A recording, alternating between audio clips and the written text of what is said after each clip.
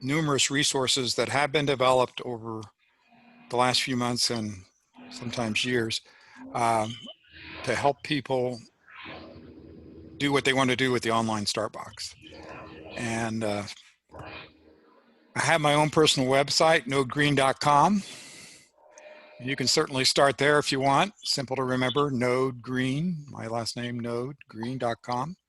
And then click on the OSB information link. And what it points to is the number of tutorials that have been put into place and how to get to them.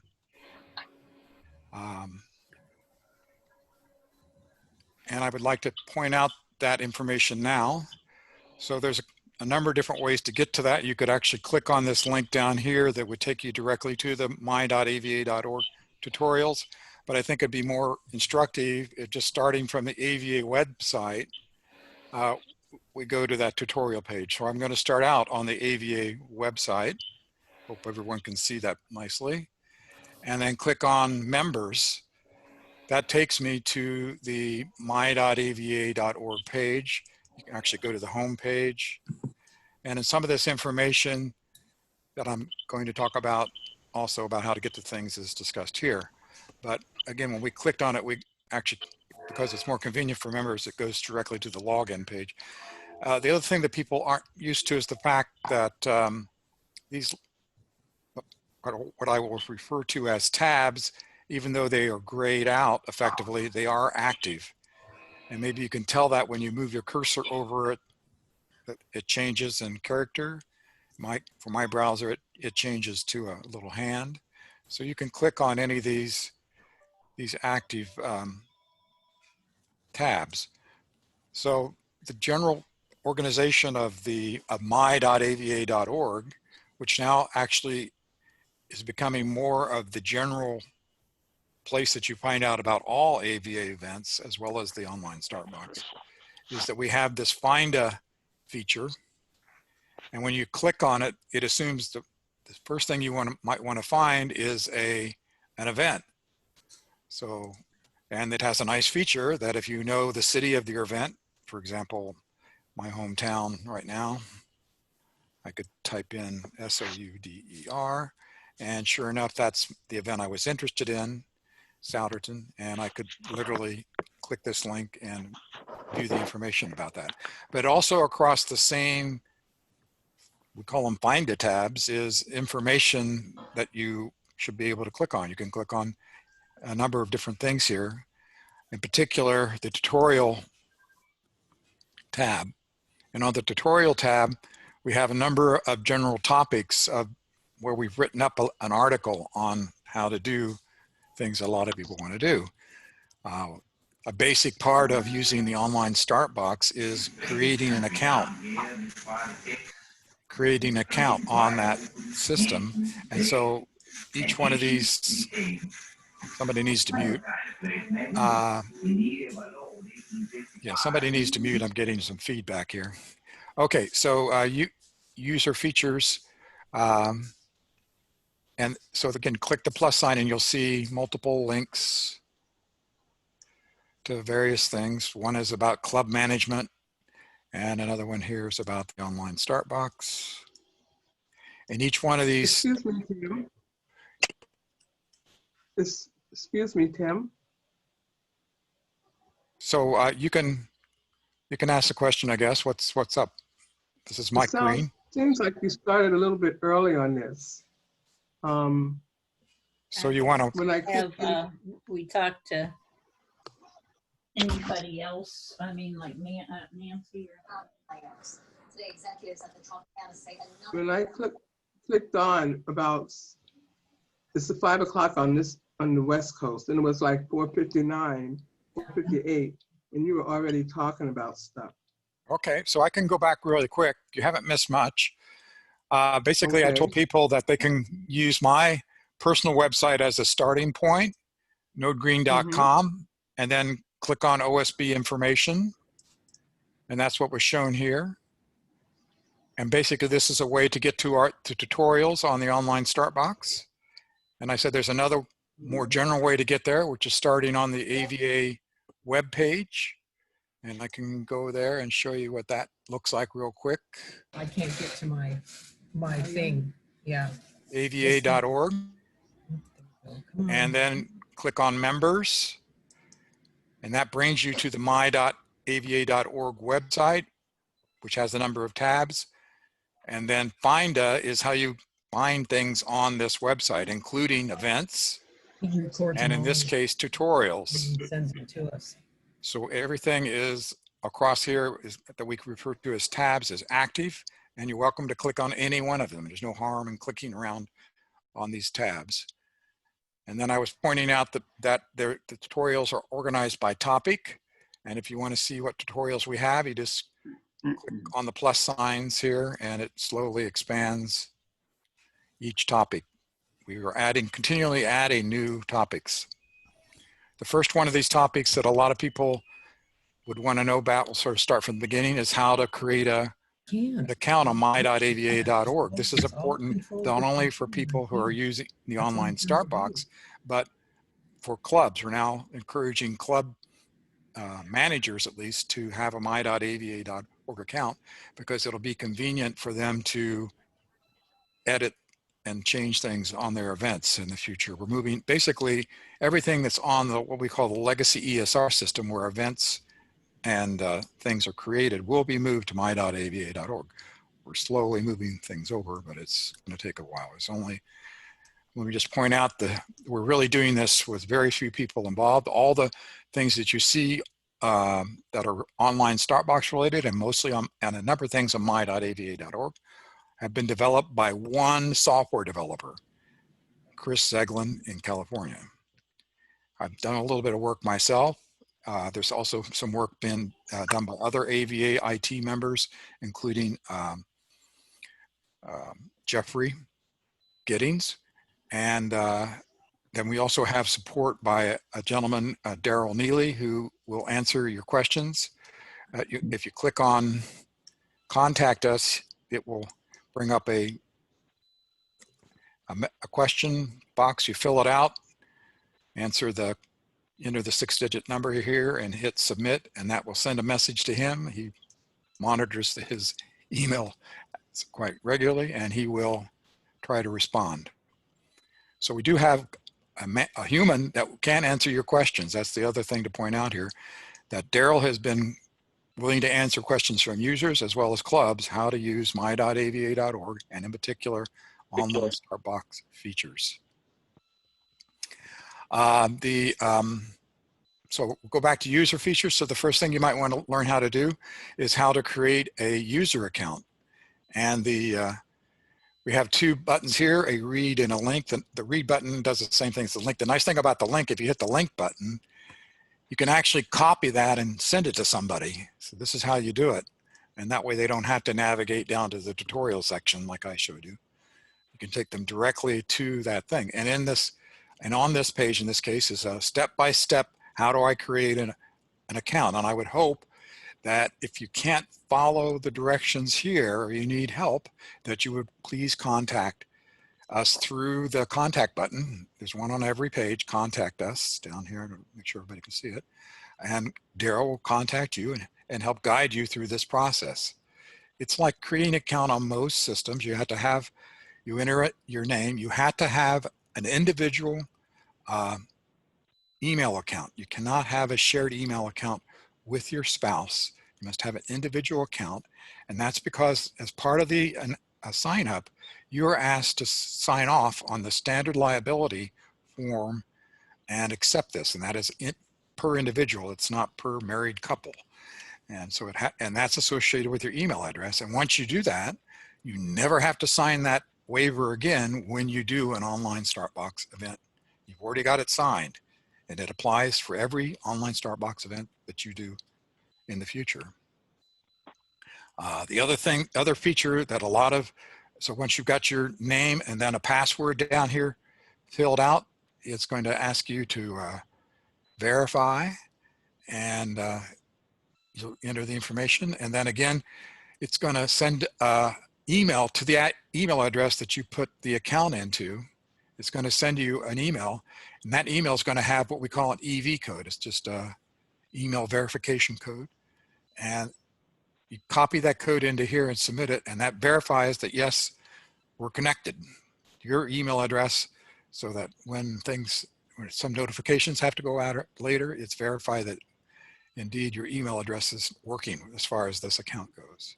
And then the other thing you need to do is accept the waiver, and it'll be obvious. Every time you log in, it'll remind you, if you haven't done this, that you need to fill in your name, click the check mark, and hit submit or save.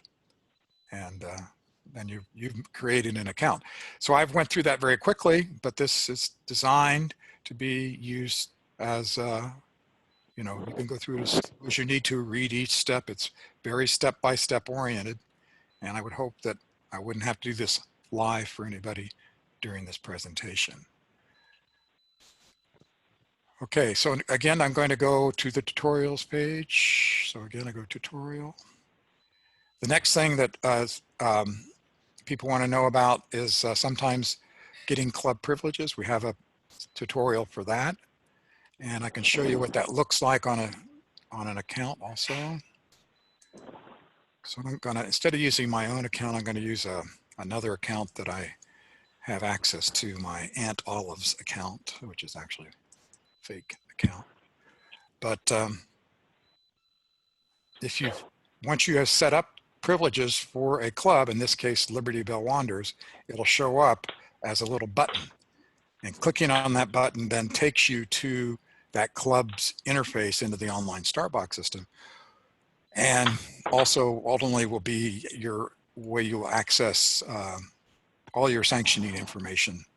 Right now we've added the ability to go to the legacy ESR homepage. There's a little go button there. If you click on that, now I'm in the Liberty Bell Wanderers legacy ESR, where they can manage and create stamps and do all the things that clubs have done in the past.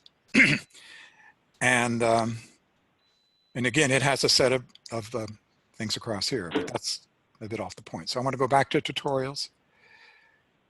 So that was about doing club management, but there is a tutorial that tells you how to set that up for your user account. So you go into your user account, and then it says go click on the My Profile tab, and eventually you're going to come to a spot where you got to put in the club's credentials and submit them. If they match up, you will be given access the way I was for Liberty Bell Wanderers. Here it shows you what it looks like again on this page, exactly what you need to do. So that's the tutorials. That tutorial is available. The next thing that's available is how to create an online Startbox event, how to make actually a year-round seasonal event into the online Startbox system. That tutorial is right here. So again, it tells you to log in. You should probably have a club button. If you don't, these are links to those tutorials. Create an account, get club management privileges, then click on the sanctions tab, click on the OSB tab, and then you'll be bringing it. I will do that for you right now. So we'll show that. So I'm going to go back, let's see. Yeah, let's see, am I logged in here? No, I'm just going to log in. So I'm going to log in as Olive. She has club privileges to Liberty Bell Wanderers. I click on that. Now I'm on the club homepage for that club. I click on sanctions, and this brings up a whole new set of tabs that you're welcome to hit on any one of them. Take a look at what features it offers. But at the end of that is the online Startbox tab. And here I want to say, here it lists the things that I have, events that I have approved in the online Startbox, and events that I have not got approved in the online Startbox. But I could choose any one of these events. Let's say I wanted to put this event on the online Startbox. I click edit. Reminds me of the event that I'm working on. I want this event on the online Startbox. Check. Okay. The other thing I need to do is indicate whether I need a stamp or not. Typically, people don't need the physical stamp for their online Startbox, but some clubs like to. I can check that off if I want. And then the other thing is to add directions and a map in the form of a PDF file. I literally drag a file over into this box, and that will be then become the directions file once it's approved by customer support. Darrell Neeley will take a look at your directions and see that they meet all the requirements, and we'll talk about that in a moment. Once you've done that, you should also, okay, so you can avoid that step for the moment and instead go down here and decide whether you want to also have a physical start box at that location. I now support both of those, and you can click that off. And then it tells you what more information that you need to read about that, about what will appear on your system. But so just doing those two things for an event will make them appear as an online start box event in the upcoming starting point book, even though you haven't put your directions in place. Excuse me, Mike. Yes. This is Tim Fisher. One thing you might point out, you can only drop one file in the file box. So I learned that once there's one in there, you've got to put everything in one file by merging your PDFs all together, because That's anything you add replaces anything you already have there. That's correct. Very good point. Yes, we're not going to pull together all your files into one PDF. There are utilities that are provided by that, and we can go back to the tutorial page, and I basically went through the steps that we indicated here, 1 through 7, and that's up to the point of creating your directions file and then dropping it into that. So there's a complete tutorial on requirements and recommendations for event directions. And that tutorial page, of course, is here. And click on the link or the read, either one. And we have a number of requirements. Some of these are straight out of the AVA policy manual. You really need to have your event directions include a reference to what to do in case of emergency, dial 911, and maybe who they should call for event-related assistance, right? They shouldn't be calling you if there's a dire emergency necessarily. The event directions must contain a statement that the directions and maps may only be used in conjunction with a signed athletic waiver. And they can use this graphic if they want for that purpose. And then there should be a copyright in your directions. And the directions should contain starting point address of it. You'll soon find out that online start box events, when they're shown on the system, we do not give people driving directions from on the website to online start box only events. That's because people go to those spots and expect to find a physical start box, even though they signed up online, they don't recognize that. And so we've taken those directions out and forced them to get the directions out of the PDF that they should download when they sign up for the walk. And it's also AVA policy that directions of this type should be in a 2-column format. And then there's a whole set of recommendations. We strongly recommend that you have numbered directions. They include maps with event routes. That if you also supports physical start box, you put a warning about people trying to mix registration methods, because it will cause you immense confusion if somebody uses the online start box to register for an event and then goes to the physical start box and signs the register. No, don't do that. Only use one system or the other. Either use the physical start box, register for the physical box, stamp with the physical start box, or use the online start box exclusive of that. So we recommend putting a comment in your directions to remind people of that. And then if you don't have a physical start box, just remind people to go back to the finish complete to complete their online registration. You shouldn't necessarily have checkpoint questions, because we really don't check for them in any way. You can put them down maybe as points of interest instead, because there's really no concept of verification that people have gone to certain checkpoints with the online start box events.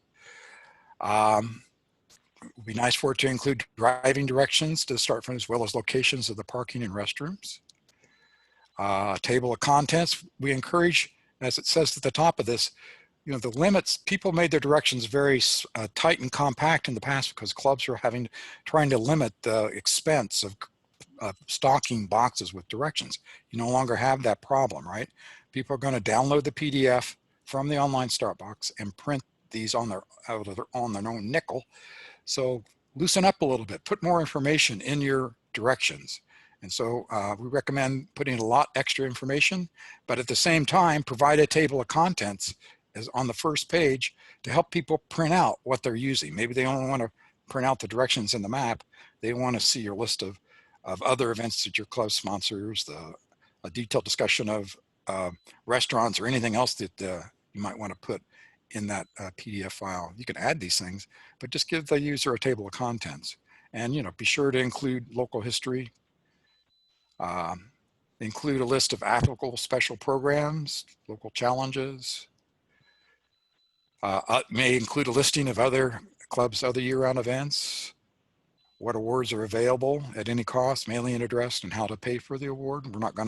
The online start box does not provide a way for them to purchase the award through the online start box system. They have to request that via mail right now. And you might want to include lounging and restaurants if you want. It's up to you. So there's a number of links, useful links at the end of this. One is just the policy manual section that goes over these requirements in the AVA policy manual. And then there's an example directions file. I can show it here. It's actually a PDF, kind of what we've used. It shows the table of contents, 2 columns, numbered directions with the required elements and the copyright at the bottom, and maps that have been brought in, and a list of challenges and special programs that are supported by that walk. And some people are intimidated by trying to get a file in that format. So I've included the Microsoft Word file that was used to create that. So if you click here, it will download a file, and you can open this file, and it'll bring up Microsoft Word.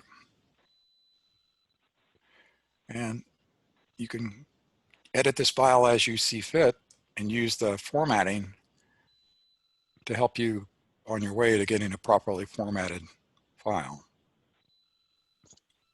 So it's kind of you could use that as a template. You could replace you could put your logo here, your information. You can edit any part of this file, the dates, anything you want can be changed here. There's a Microsoft Word file with useful graphic elements. A lot of people use Plot-a-Root to create their maps. I use Plot-a-Root a lot. A lot of people use other things. I recommend creating an account. And if you pay a little bit more, you pay them like 25 bucks a month, or excuse me, a year, it provides the ability to save lots of routes and on that account. Otherwise, I think you're limited to about 5 or 6 accounts, routes. But it's a very nice system. It's very well done. And then, so there's a feature that a lot of people like to put things in different PDFs and then combine them into one. And so here's a utility, one for Windows and one for Macintosh Mac systems. And that's a little utility that will allow you to bind multiple PDFs into a single PDF. As was pointed out by the user, you can do that. You need that feature if you're going to, because we will not combine the PDFs for you when you drop them in the box.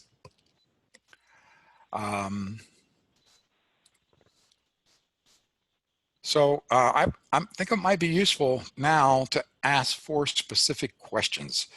This is all I have of a general nature, other than to point out that it's quite all right to click around on anything here at all.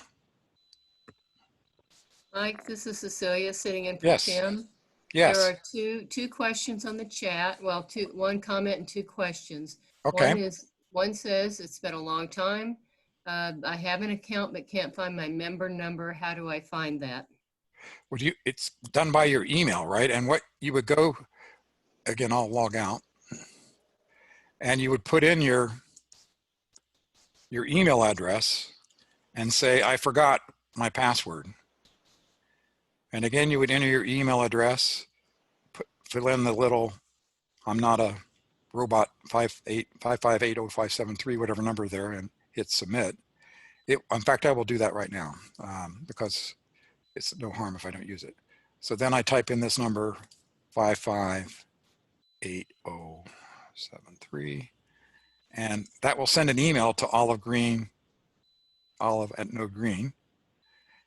And in that email will be one of those codes. I think it's an AR type code.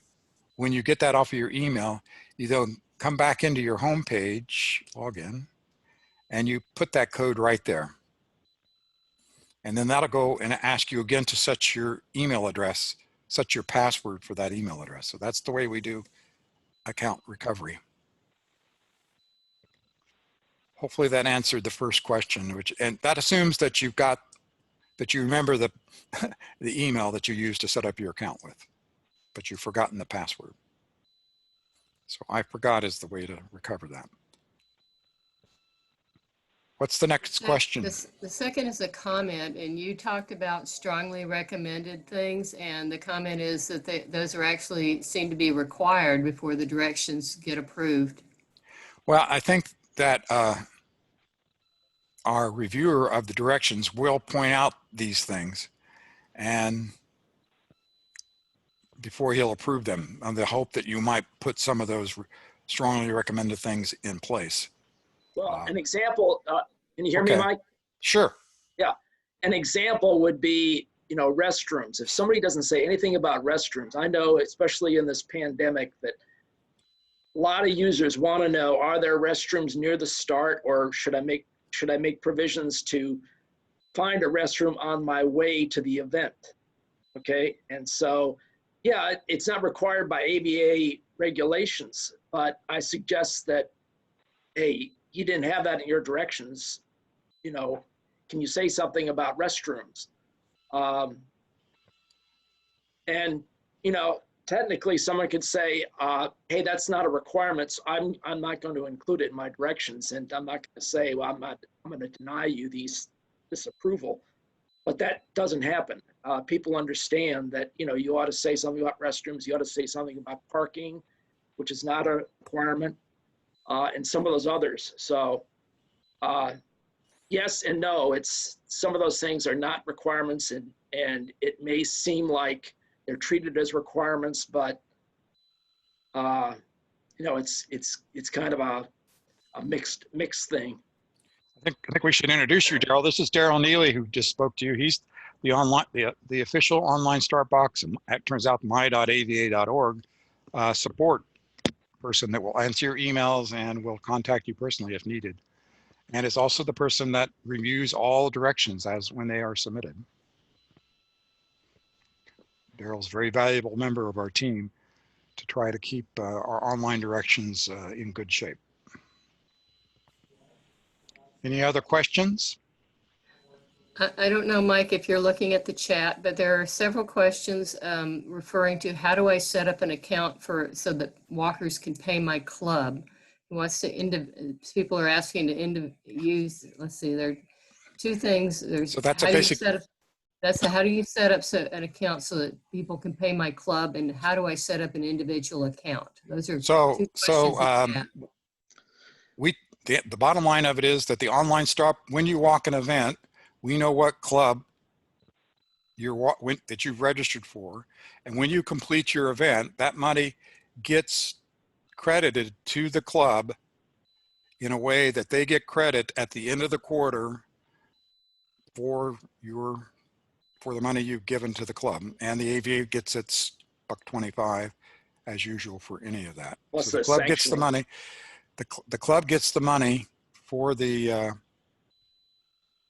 your event automatically. So there's nothing special that you other than to register for an event. I guess I've heard the question of how do I use this thing once I've got it, and it's actually pretty straightforward. I mean, if you really want to say, the way we thought about doing online start box events originally was it was for events that couldn't easily support a physical start box. But with COVID, a lot of people are saying, well, we need both because we lose access to our physical start box and we still want to have the event. And so it's becoming more mainstream, I think, accelerated by the recent biological situation. But if you really, I really only want to look at online Startbox events, then you can go to My Startbox once you've logged in. And this lists every online Startbox capable event. And if I decide that I want to walk the one in this walk in Carmel, Indiana, I could view it, take a look, make sure that that's the event that I want. Oh, notice it's temporarily closed. The physical box is closed. So you got to use the online Startbox is what they're saying here. This has both, I think if you scroll Yes. down, you see it's a physical start box. Yes, See it's right here. That's right. It's got both. And It's you'll got see that both, down but right here. now, the only one, like Mike said, the only one that's open at the moment is the online Right. start. Right. So this is the way you register for that event on the online Startbox. You would click register, and if you're signed in, you would have the ability to register, and notice that Olive is friends with myself and my wife, and she could pay for me at this time. And we can talk about how to set up connections to your friends if you're interested in that. It's a higher level feature of the online Startbox, but I'm going to just register Olive in this case. I click register. I want to confirm that that's what I'm going to do here. And now here's my opportunity to download the directions or not. Yeah, at this Once point, you- go ahead. no money has been paid.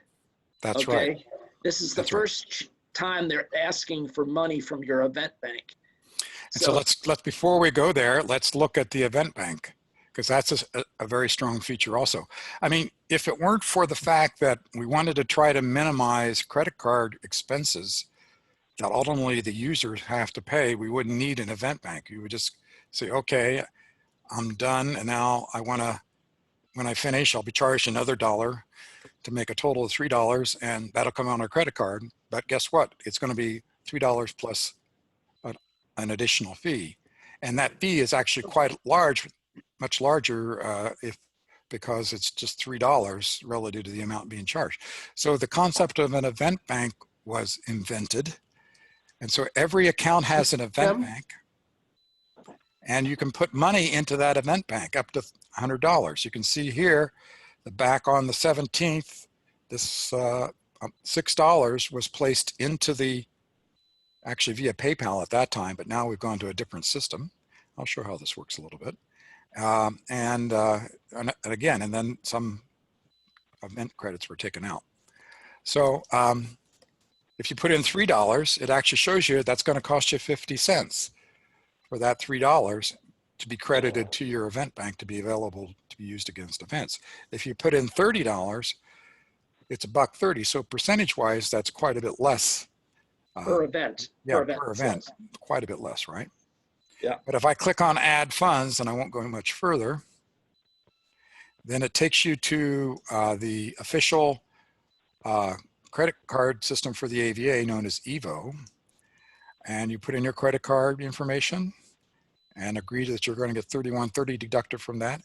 And then click add funds once you put in that information. And do not leave, don't try to hit any back buttons or anything. Let it complete its transaction. We've had some cases where people's credit cards have been charged, but it didn't get into their event bank. If that happens to you, it's only happened once or twice to my knowledge, call the AVA, and they have a way of checking based on the date that you did it and the last 4 digits of your credit card that indeed money was taken from your credit card for that to get in the event bank, and they will credit your account. But otherwise, it automatically will return back to, after you've completed this process, back to your event bank. I also point out that the system does not store your credit card number No. and security code. You have to Absolutely. have your card available every time you want to add money to the event bank Yes. and enter the account number, security code. And we no longer support PayPal. It's only the credit card system. Can you So make a donation? Can you make a donation to the at club? the time when you check out for an event, you can make a donation, and I will show that.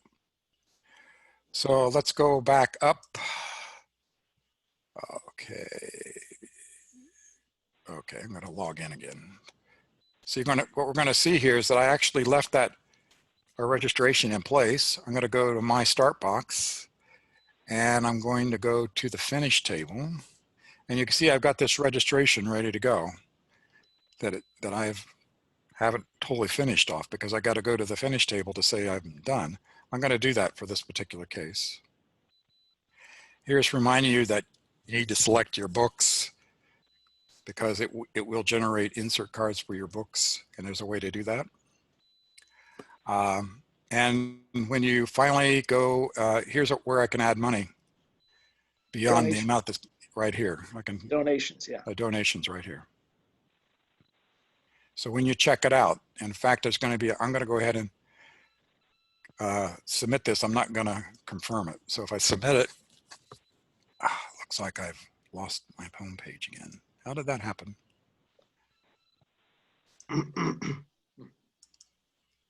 Maybe I waited too long. Sometimes the system times out. It times out in 10 minutes or something. Yeah, but now I'm not able to log in. So we've lost our capability here.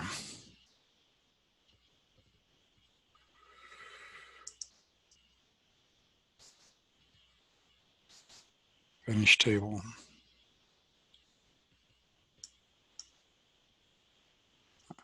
So yeah, here's remind me, I didn't put in a date. So I really got to put in a date. I did that on the 10th. Maybe I want to put in the number of kilometers I did.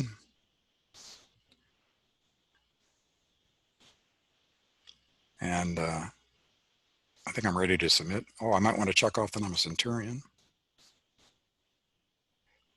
And up to this point, nothing's been deducted from my system. As soon as I hit confirm and pay, that will deduct money from my event bank.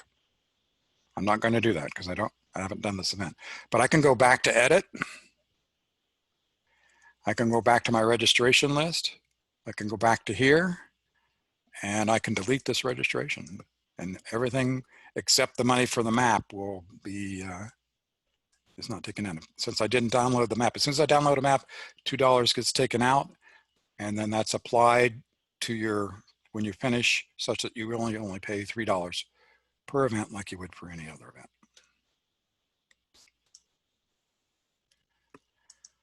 Okay. I have a question. Sure. On the registration page, there's a button that you can hit for no credit. Does that mean that the person still has to pay to do the walk?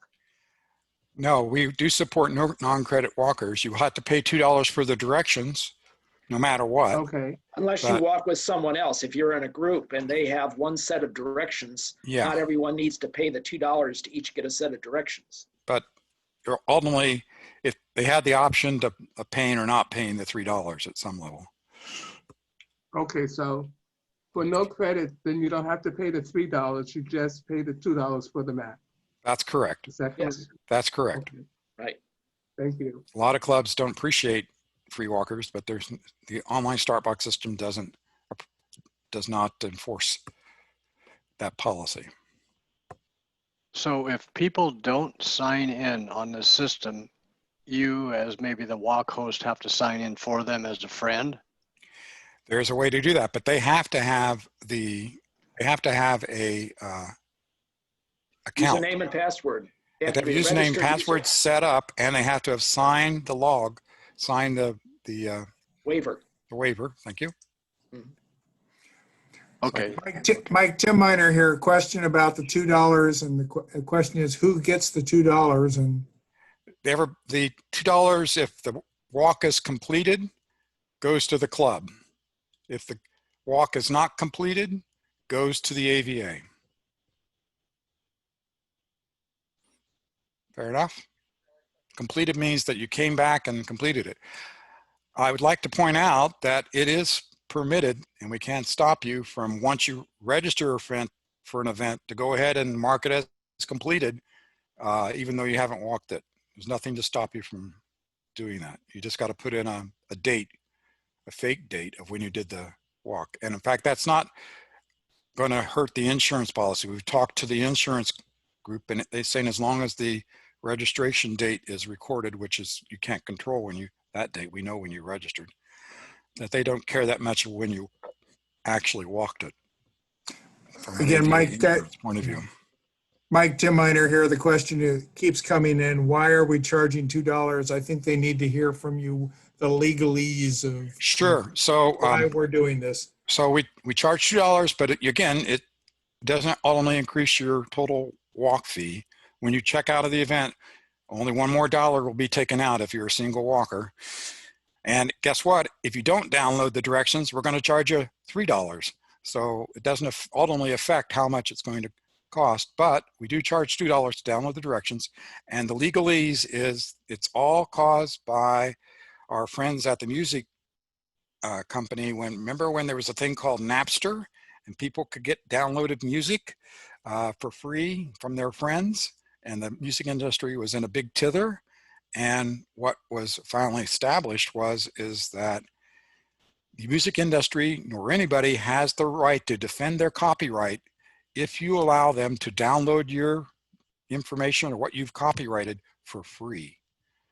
So by charging for $2, our copyrights are in place, and we could in principle could sue somebody if they went systematically through our system and downloaded all our directions and put them in a big book and started selling them independent of the AVA. We could sue them because our directions should be copyrighted. And that's one thing a copyright prevents you from doing. You're taking someone else's material and, you know, making a book out of it and selling it. That's certainly one of the main features of a copyright. But we wouldn't be, if we allowed people to download our directions without paying for them, we would not be able to defend ourselves against such a person doing that. And next question is why 30 days in advance and only 30 days in advance? It's just an arbitrary number that's been set up. Have the cutoff somewhere. And as I said, there's nothing here that prevents you from going through and just completing it as soon as you've signed up. I mean, you got to get the directions anyway. So get the directions, and if you want to finish it right there and get your insert cards. And So another question. Does this mean that Treasurer has to wait 30 days after the end of the quarter in case we have online stuff coming in? No, it does not. What we do is at the end of the quarter, whatever money has all the finished events that we have money for go into the club's, goes to credit the club at that cutoff, independent of when they registered. It's when they hit that finish button, that's when the money is committed, and only then. And I understood earlier that it said you'd send $3 to the club for a credit walker, but somewhere else I read, I thought we would get a credit applied to what we owed for other walks. Well, it gets applied to your quarterly invoice. So strictly speaking, the club gets a $3 credit and multiple $3 credits, but it's applied to their quarterly invoice where they have other expenses from physical start boxes for participation they had against physical start boxes. And in most cases, if it's not a PPSF walk, they're charged $5 per quarter as a per quarter sanctioning fee, sometimes called as a handling fee. But So does the treasurer have to worry about the numbers of online walkers or just? No, it does not. Okay, good. No, it does not. I can actually, if you want here in a moment, I can. I ask this because my wife is a treasurer, so. Right. Let me show you what that looks like here.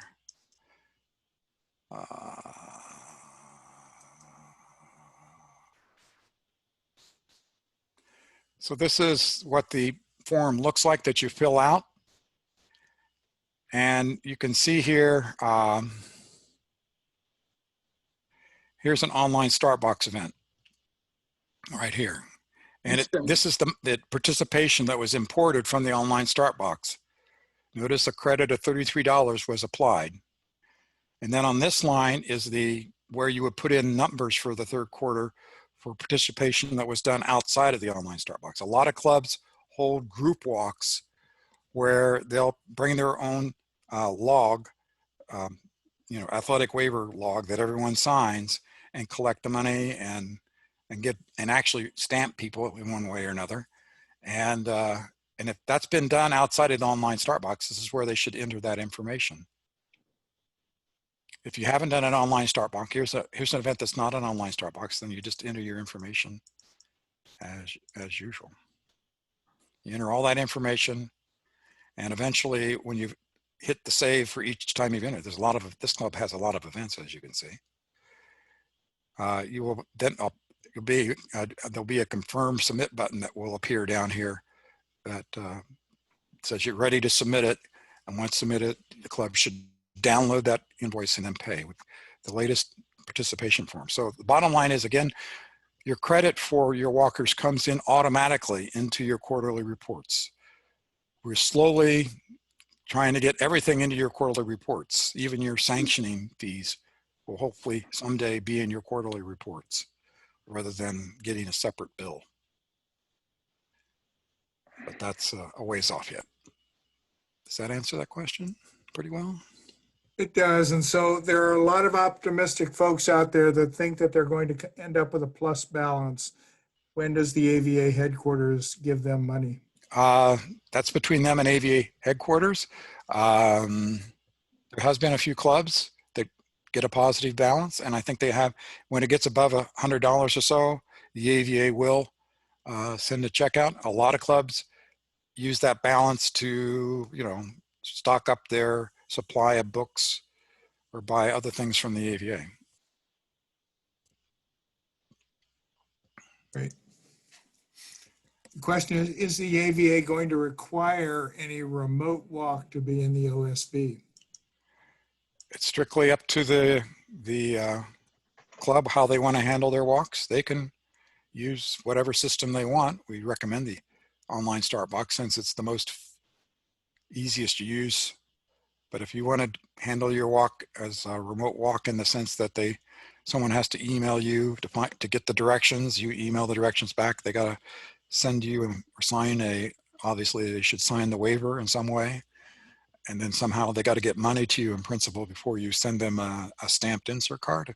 If someone wants to do that, they're welcome to do that. There's nothing that stops that. This allows that all to occur in an online fashion without the involvement of a POC monitoring their email on a daily basis to make sure that they respond promptly to such requests and the email interactions that have to occur to make all that happen. Mike, this is Mike Lamfer in Florida. Yes. We have done both. And for those that have put a person in charge of remote walks and mailings back and forth, my personal experience is that the woman that we had do it almost wanted to resign from the club. It became very, very difficult, particularly for any walks that were popular. Yeah, there's a lot. I mean, if it's a popular, you're right. If it's a popular work, that's a lot of emails going back and forth, possibilities for things getting lost in the mail and miscommunications. It's just, yeah. But so we do 5 walks in South Florida, and because of COVID, we've got 5 walks in the Orlando area now that are all on OSB, all in the last 3 months. Mm-hmm. One's here. So it makes it a lot easier. One point that maybe nobody realizes is if you get the directions, you don't have to go to the start point. That's you can correct. go to any place on the route, and you can park in a free area, or you can park on the street that isn't have a point or a meter of some kind. That's right. So Lots of there are a lot of flexibility. advantages, particularly in a big city, to do that. Yep. And so, but guess what? There's the New York City Central Park Walk, and all the New York City walks actually have a 2-part system. You can register online. This is the 2021 sanction. This is 2020. If you press that, you Yeah, that's the 2020. That's fine. So I can register here, but if you'll see down here in the comments, they say we also support remote registration. And this guy, Charles Frazier, is willing to do that still. Kaiser, thank you. Kaiser, Charlie Kaiser is willing to do this, and God bless him. But the club also supports, and Charlie be the first to say, if you please do not contact me about the online start box. He doesn't want to hear about the online start box, right? It's not his problem, but we support both methods. And so if you want to do that, you put that in the comments section, that you put the big words remote registration supported in a statement of this variety in your comments. So we have a question. Some folks still aren't not sure what a remote registration is. Okay, remote registration is the old-fashioned mail me or contact me via email that you want to do this walk, and I'll send you the directions. And depending on the POC, you might get the directions. They won't send the directions until you send them the money and a signed form that basically a start card, signed start card that has the AVA waiver on it. Some POCs are a bit more flexible. They'll send you the directions and trust you to send back a signed start card with your money, and then they'll send you a stamped insert card. So that's what remote registration is. It's a physical, manually done thing that some people still support. Okay, so hopefully that's clear. I'm not watching the chat, so. We've got you covered on that. Appreciate it. Oh, I'd like to go ahead. How does this work if you have a group walk where some people will walk for credit and some people don't? Does everyone have to have their own account in your Well, group? I mean, that's where you could do this, the situation where someone could decide to bring a sign-in sheet that has the standard left waiver at the top. They sign that and give their money to the club. Then it's up to the club at the end of the quarter to keep track of the fact, yeah, we've got these people that have done this walk, and we need to add their participation into our report on that non-OSB line that I showed you. So that's the way you could handle it. In fact, I know that our local club has done that for a few people, is that we have people that just will not create an online Startbox account. We want to do a group walk of an online Startbox event. Somebody will show up with the log. Copies of the directions or they'll lead without. Yeah, that's right. If everybody stays together, they don't need more than one set of directions. That's right. And there's the people that typically count on other people to lead them. And so they don't read the directions. So yeah, so they bring extra directions for those that want them, but a fair fraction of the people that don't want to use the online Startbox also aren't interested in trying to use directions in a detail. So they end up following somebody that knows the way, either by directions or by heart, since they've done the walk so many times. So one person can bring a sign-in sheet, get the directions, and then the whole group walks. But they should make sure that that sign-in sheet with the money that was paid locally gets to the point of contact, or however the club handles it. So different clubs, some clubs, it goes to the point of contact. Other clubs like all that information to go to one central person, like the club treasurer, whatever the club suggests. Okay. But yeah, at least one person has to have the directions somehow. Okay, so I could just sign in under my account, get the directions, then take a sign-in sheet, collect the money, and give it to the point of contact. That's exactly the right procedure. Yes. Okay, absolutely. Thank you, Mike. Absolutely, that would be perfect. But there is a way to for people who, if they just get them to create their account, then you could pay for them. A lot of people like that feature, right? So I'm going to log out and go to my own personal account here.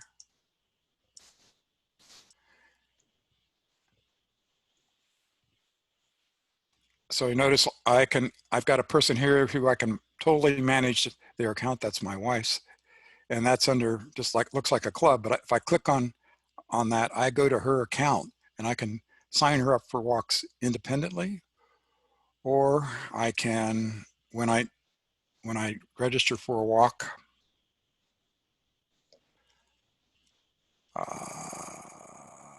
let's go up, Starbucks. Taking a moment, there it goes. So if I want to register, let's say for the Disneyland walk, these are people that my friends, for example, and I could register for my wife. And there's a concept of how to set that up here, and we can go through that if you're interested. So I'm going to show you how to do that. So I'm at my login page, and I want to go to my profile. And so there's a way to tell somebody, I want you to manage my account. If I generate the code, I send them this code, they will be able to manage my account totally. There's another way that I just want them to be able to pay for me, but not necessarily manage my account. If I send them this code, they can take that code and put it on their front page, on the My Account page. They can enter that code right here. And that will set them up as a person for me to either pay for or to manage their account. This is a case where I manage the account totally. But you can see here, I have people I can manage and I have people that I pay for. These are all, and you can see Tester Green is somebody that I was using to test this feature. And so that's all on my profile, on this connections tab under my profile. So again, the way I get to that is I'm at my home account here. I click on my profile and it puts me directly on my connections. And this is where I can set up those connections. And the bottom line here is the way I can select multiple clubs as my, this is indication that I can be manager for any of these individual clubs. And I do that by putting the club login information here. And getting, when I click on get management access, and then that's what I did those for each one of those clubs.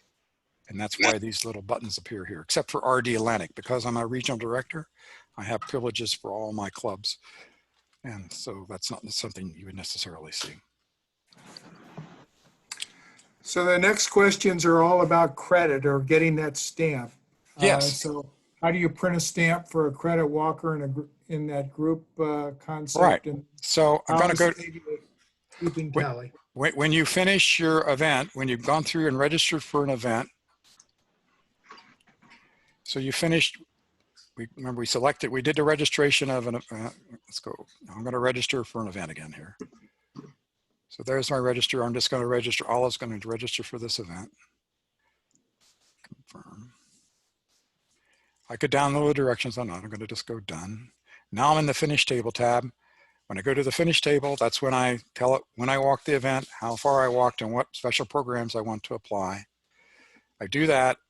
It'll generate what's called an insert card. And in fact, it will take you to this tab automatically. And right now, my insert cards have all been downloaded that I've actively used. But you can go look at your previously downloaded cards. And here it's warning you that you shouldn't try to reuse these. Oh, I see. You didn't have any. How's Is this that? Olive? Oh, this is olive green. This is That's Olive. why. This is Olive. Let me go into my account. She's too new. Yeah, we will. It's not as important these days. Yeah, let me go to my start box and insert cards. And here you can see, these are all my active insert cards that I haven't downloaded yet. So every time I do a walk, it gets added to this list, and you can get up to 8 of these. And I strongly recommend, if you're a person who likes to, collect all these things and then download once, I think you prefer that. Let these accumulate up to a certain number before you hit the download button. I can show you my previously downloaded cards and what they look like. So let's take a look at one of these that I've previously downloaded.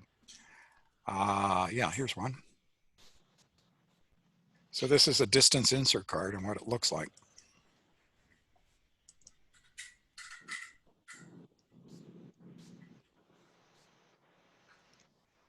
So that's my personal insert card that I can either submit with my books, or now the AVA permits me actually to cut this out and put it on my book. If you do that, you'll have to print this at a reduced scale. We found 85% or so work. So that says that if I were going to print this on my printer, I put in a smaller number, like 85%. That would make it better when I print it out. And then I hit print. And then I can either use this as an old-fashioned insert card and collect insert cards, or I can print them out and cut these out.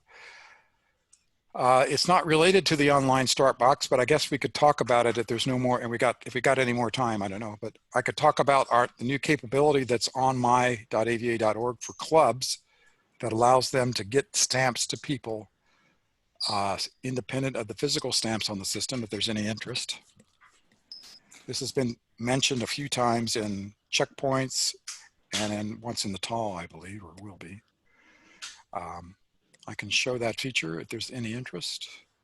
So I'm going to go to my account, and again, I'm going to be a Liberty Bell Wanderer club manager. And if I go to sanctions, there's a number of features across the top that you're welcome to investigate, but this one is called stamps. And this allows a club to send a stamped PDF to a user. And there's a couple of different features here. This is when an individual has contacted me, say this is COVID, they walk the walk, you've found out that they paid you the $3 and signed the log, but they don't have access to the stamp, then you can send them a special stamp, right? So here I'll make one for John Doe.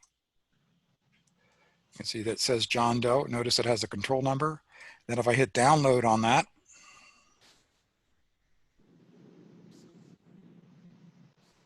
there's a set of cut and paste stamps. And notice they're identical, and they have this control code at the bottom. And as my wife points out, they're perfectly sized. You don't have to do any reduction. If you're a cut and paste person, you can print those at 100% and they come out as a nice size. And if you want to know why you'd want to have this many, you have a distance book, an event book, you might have 5 special programs, a challenge book, and so on. You might need 6, 8 stamps for the same event. And the control number is all about, in a given book, you might have multiple Souderton walks in that book, but it shouldn't have the same little number there. So expand this. They should have different numbers here. If you put in the same stamp with the same little number, you're obviously cheating the system. You've taken a page like this and decided to paste multiple copies of that stamp into the identical book. In separate books, that's okay, but so that's the control on a bit of a control on the misuse of this feature. The other control is obviously that the clubs are the only ones that can do this. A typical user cannot do this, but a person that has club privileges can do this and generate such a page for another walker. A recent feature has been added that allows creation of what we call special stamps, special group walk stamps. So for example, you have a 10th anniversary coming up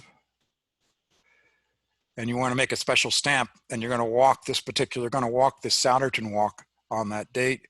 And you want to put down, we're going to do this walk on the 18th.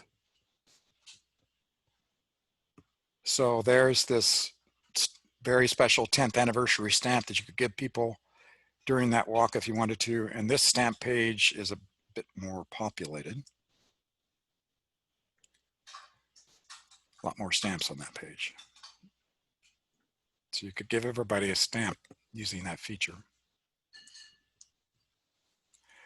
And you can also customize text, but this feature had a bug in it, but in principle, you could do the same thing. Instead of selecting, this was for World Walking Day, this could be a special thing for Halloween walk. But you could, if you wanted to make a special, and, here we got special Souderton PA walk, and then you could hit the download. Last time I looked, it didn't quite work properly for that, but maybe that's been fixed. But when it's working properly, you'll get multiple copies of that that stamp on your page. Any other questions? Mike, while you're in the club management Yes. menu, someone asked about the sign-in sheets report. They asked, can you see the individual walkers who have done your event? Yes. So would you show them sign-in sheets? That's right. So again, I've got, I'll go back to my account. So I'm going into Libertyville Wonders, reports. And if you want to go back and look at Q2, you can see what things were reported for Q2. In some cases, we've gotten donations. That's kind of one way to look at it. You can look at sign-in sheets. Sign-in sheets are done by the year. So this is what the sign-in sheet, what all the different walks, how they signed in for the year so far in 2020. You can download that as a PDF. This is strictly for the online start box. And it looks like a sign-in sheet by quarter. It has the liability and then what date they put in for when they walked it, their name and their email address for each quarter, for each walk. So this was the Huntington Valley PA walk. This is the Lackawaxen walk. And again, notice it's partial year. Notice the watermark on here because this year isn't done. So it's partial year. But you can do the same back to 2018. I think he goes back to, we could do the same thing for 2019. And this is all the online start box walkers in 2019. So if nothing else, you can see from this that there are a lot of people that use the online start box. And successfully, I might add.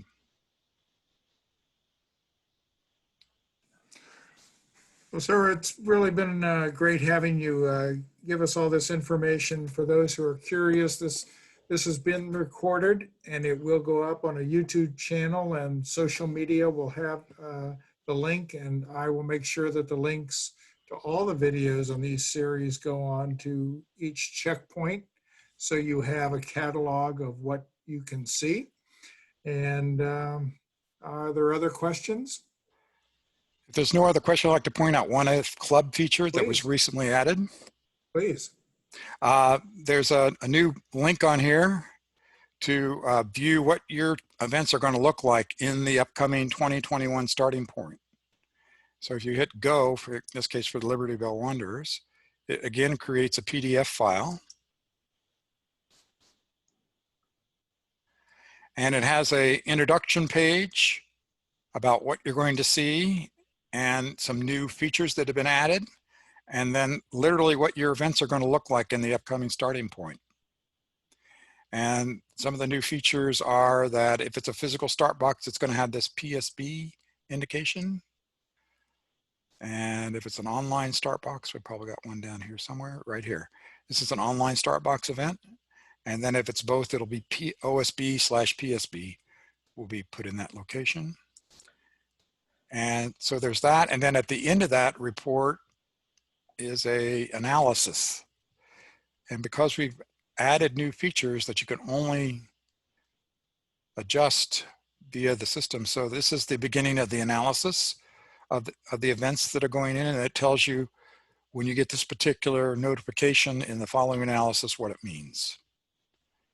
So here we've added the capability to add an event county to an event. And we've added the ability to put in a GPS friendly location, and you should always have start box times in a physical start box event. And every time you get one of those notices, so these are again, strong recommendations for improvement. Whether you'll get them in place, I don't know. Here again, a missing county. Just for example, so how do I add county to an event? So we'll go to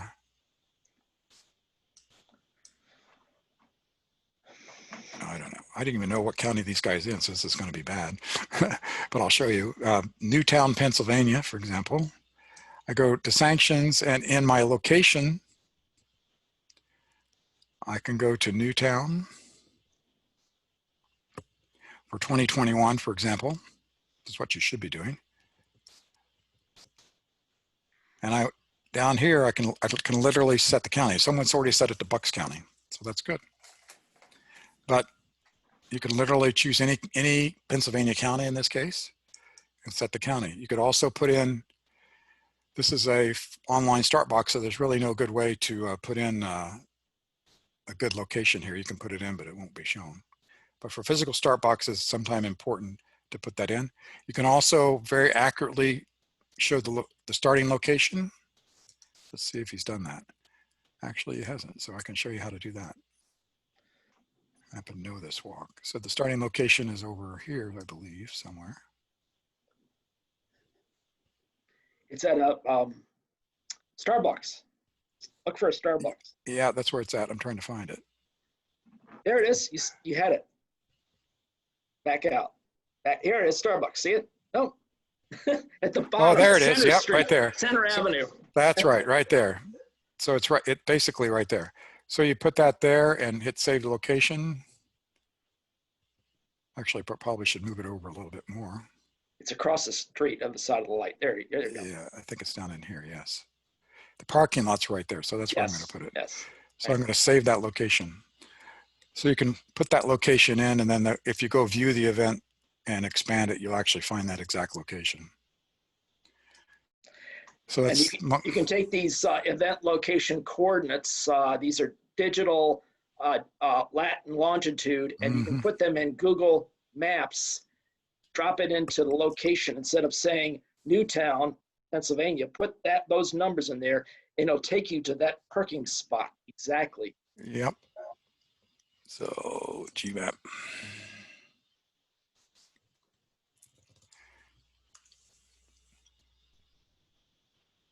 There it is, exactly that location. It's actually showing you the parking lot. It's a picture of the parking lot. You have one space left. Yeah, better go quick. So yeah, okay. But I would encourage each club to please try to, still haven't frozen the content for the starting point. We soon will, maybe, I suspect sometime in the middle of November, the content for the starting point will be frozen. Meanwhile, please use this report to improve your events as they will appear in the, because as mentioned in the report, the top here, it's got all these new features that we never had before. We've added brought in start box times. We've allowed you to put in a county.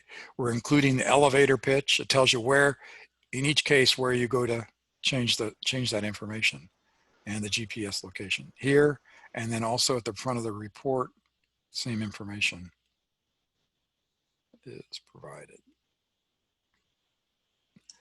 Missing stamp number, missing event, how to fix all those things. I have one question. Sure. On the online start box, Yes. inherited some walks, so we do not have the directions yet. Mm-hmm. If I start the process, it'll show up in the start point as. Yes, it will. Okay. Yeah, you don't have to. And it disappeared off one of the lists, so I took it off. Okay. Yeah, I mean, it Appeared will. that it was not any longer there. No, you can, if you go into here and check these two boxes, it will appear, even though it's not approved. Okay. It will appear in the starting point with the assumption that you will fix that before. Obviously, you'll get the directions in place. Okie doke. So you check here and go for it. There's a quick comment asking you to look to quickly show the status feature and the sell it feature since you're already there. Sure. So the status feature is a way for you to add, this walk is closed. And in fact, there's an entire tutorial on that. I should show you that, but since somebody went to the trouble of creating that.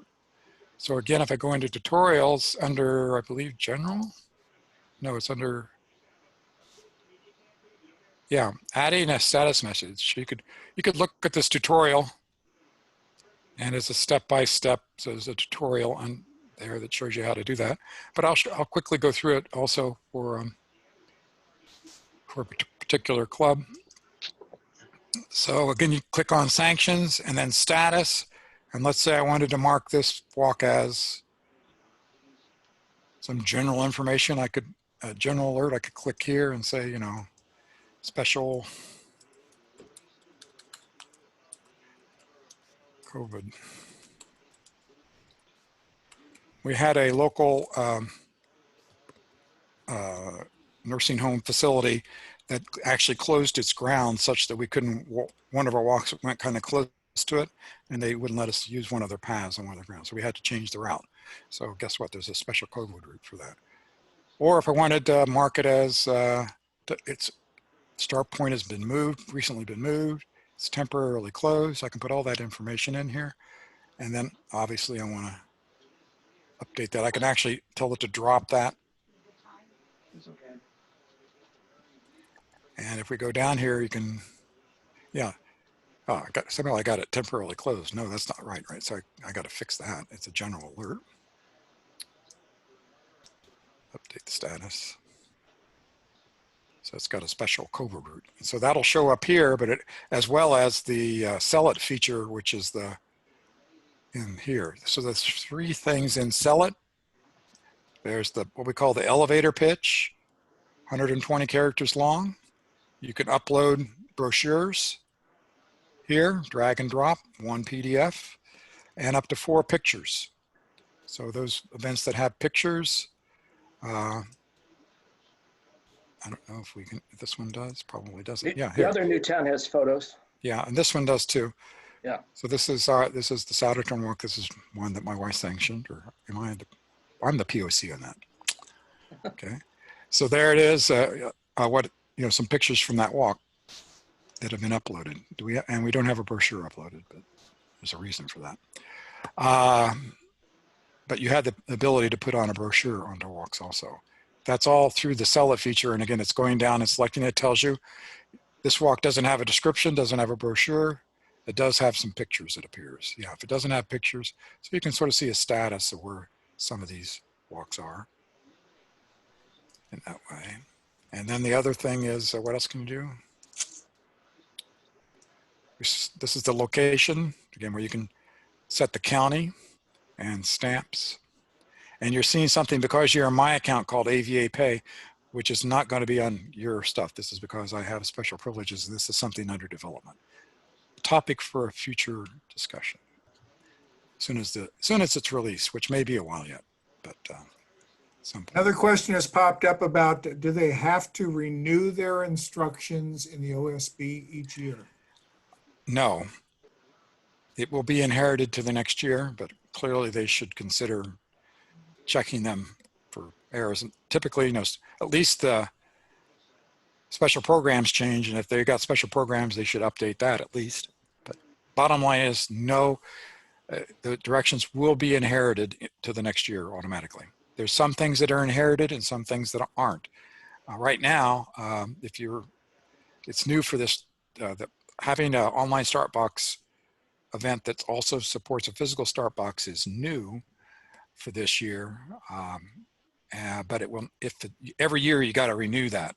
You don't have to renew it that it's online start box, but you have to renew that it's physical start box, because we can think that a lot of people would soon discover that an online start box is much more convenient than a physical start box and might not necessarily next year want to support that. So as soon as you decide you don't want to support that physical start box, you can go in and on the OSB tab and say, I don't want to support, here's a PSB. Here, so I could edit that. I'm in setup mode, right? I haven't uploaded my directions yet, but I am going to keep a PSB. But if I decided not to, I would just check that off.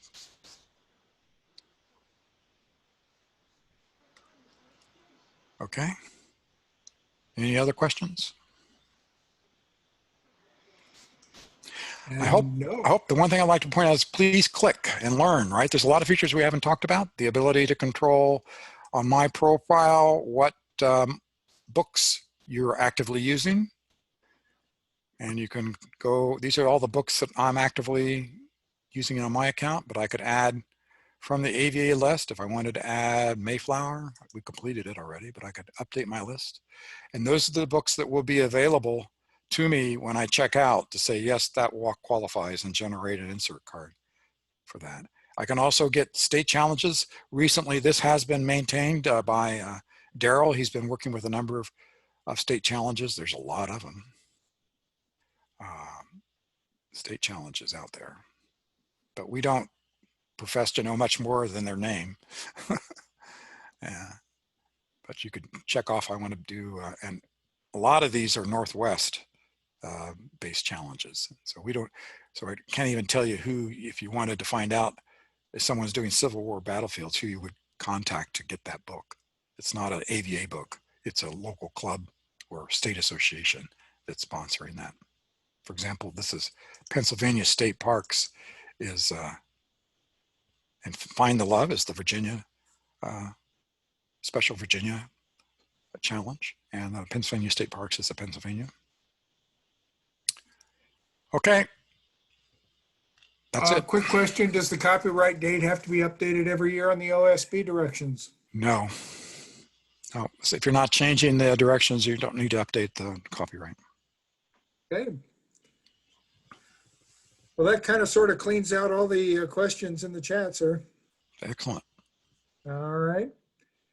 Well, we've been on for an hour and 19 minutes, and that's about our time here. And really appreciate all the time you and Darrell have put into this program and sharing all this wisdom with us. There's a lot more knowledge, but again, to everybody, this program has been recorded and will be uploaded and will be available through checkpoints would probably be the most common way of doing it, although I'll probably put another article in the Wanderer as well with links to all of the all of these webinars. Right. Next webinar is scheduled for the third Wednesday in November, and it's a critical one because they'll be talking, the AVA leadership will be talking about some significant changes to the governing documents of our national organization. And it's really important that we have as much attendance as we can. Other than that, Mike, I'll give you the gavel to say goodbye. And Hey, I'm ready to sign off here. all right, sir. Well, thank you so very much. 3, 2,